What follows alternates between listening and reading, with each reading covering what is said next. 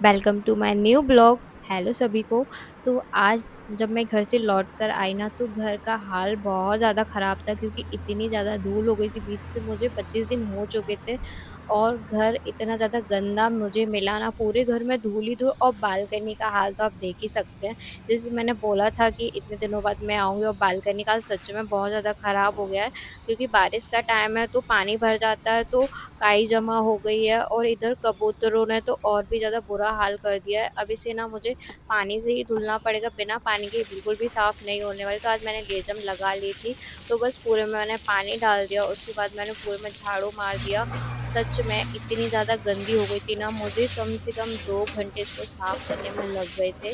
और काफ़ी सारे लोग मुझे कमेंट करते हैं कि मैं बालकनी में पेड़ लगाऊँ तो बालकनी और अच्छी लगेगी।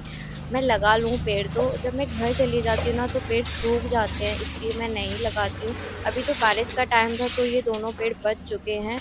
अगर मैं गर्मी होती ना तो ये बिल्कुल नहीं बचते, पूरे सूख जाते इतने दिनों में। बस मैं इसीलिए नहीं लगा पाती हूँ, वरना पेड़ लगाना तो मुझे भी अच्छा लगता है। मैं भी सोचती हूँ कि बालकनी में मैं अच्छे-अच्छे पौधे लगाऊँ, अच्छी लगे बालकनी, तो इस वज़ह से मैं नहीं लगा पाती हूँ। और फिर जहाँ-जहाँ काई लगी थी ना वहाँ मैंने डिटर्जेंट डाल दिया जिससे कि वो छूट गया था। फिर मैंने वाइपर मार दिया, और इधर बारिश का मौसम भी हो रहा था, थोड़ी-थोड़ी बूँद भी गिर रही थी। मैंने सोचा बारिश हो जाएगी तो अपने आप साफ़ हो जाएगी थोड़ी बहुत तो, लेकिन वो बारिश नहीं हुई, बस मौसम हो रहा था बारिश जैसा। पर मौसम बहुत अच्छा हो रहा था इस टाइम, तो मन भी कर रहा था अच्छे से बालकनी को साफ़ कर दूँ। अगर धूप होती ना तो बिल्कुल भी मन भी नहीं करता बालकनी को साफ़ करने का। और इधर मैंने सोचा चलो ये काम भी हो रहा है, तो कपड़े भी मैंने जब तक धुलने डाल दिए थे वो कपड़े भी सूख गए थे क्योंकि मुझे बालकनी में ही डालने थे। अगर गंदे में डालती तो पूरे कपड़े और गंदे हो जाते, तो इसलिए सबसे पहले आज मैंने बालकनी को ही साफ़ किया क्योंकि अंदर भी इतनी ज़्यादा धूल आ जाती है। तो इसलिए पहले बालकनी को किया, फिर मैंने अंदर साफ़ किया। तो सच में इतनी धूल थी ना पूरे घर में, मैं अब बिल्कुल नहीं जाने वाली हूँ इतने दिनों के लिए क्योंकि बहुत गंदा हो जाता है और एक दिन में बिल्कुल साफ़ नहीं हो पाता पूरा घर। मुझे कम से कम 4-5 दिन इसको पूरा साफ़ करने में लग जाते हैं। तो आज मैंने फ्लोर को धोया नहीं, और जब तक धो नहीं लो ना जब तक मिट्टी अच्छे से जाती ही नहीं है।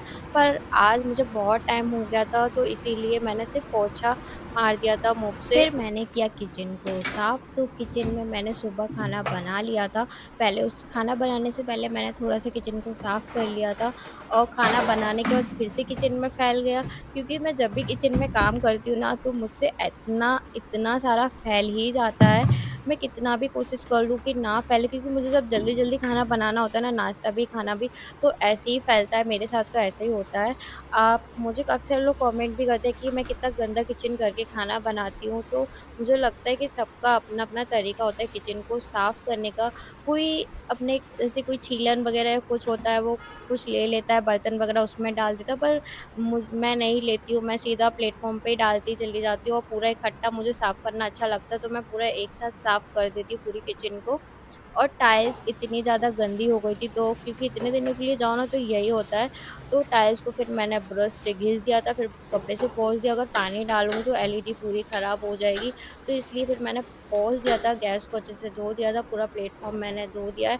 और किचन का सारा सामान जो शेल्फ़ पे रखा हुआ था, मैं पूरा उसको हटा के गई थी क्योंकि अगर मैं यहीं पे छोड़ के जाती ना इस पे रखा हुआ तो इतनी ज़्यादा धूल हो जाती और वो सब गंदा हो जाता। सब मैं कबर्ड में अंदर रख के गई थी, तो किचन साफ़ हो जाएगी उसके बाद मैं सब ऑर्गेनाइज़ कर दूँगी फिर से। तो अभी किचन बिल्कुल भी अच्छी नहीं लग रही है, जब सब ऑर्गेनाइज़ कर दूँगी तो सारी चीज़ें अपनी-अपनी जगह होंगी, जब किचन ज़्यादा अच्छी लगेगी। तो मुझे काफ़ी सारे लोग ये भी कमेंट करते हैं कि मेरी किचन पहले वीडियो में अलग थी, अब थोड़ी अलग है। क्योंकि हाँ, पहले मैं दूसरे घर में रहती थी, अब मैं दूसरे घर में आ गई हूँ, तो इसीलिए थोड़ा चेंजेस हो गई है।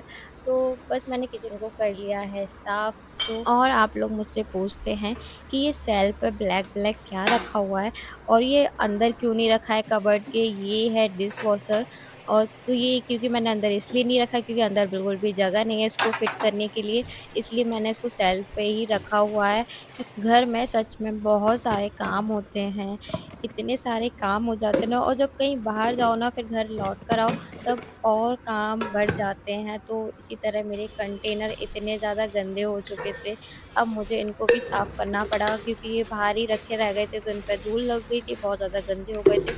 जो अंदर रखे थे वो तो एकदम साफ थे, इनको तो धुलना ही पड़ेगा, तो मैंने इनको धुल दिया है और सारे कंटेनर सूखने के बाद मैं फिर से सामान भर दूँगी इनमें वापस, और बस फिर मेरा काम हो जाता है आज का पूरा, और जो बचा हुआ वो मैं कल करूँगी। ये अगर आपको वीडियो अच्छी लगे तो लाइक कमेंट जरूर करिएगा। Thank you. Bye bye.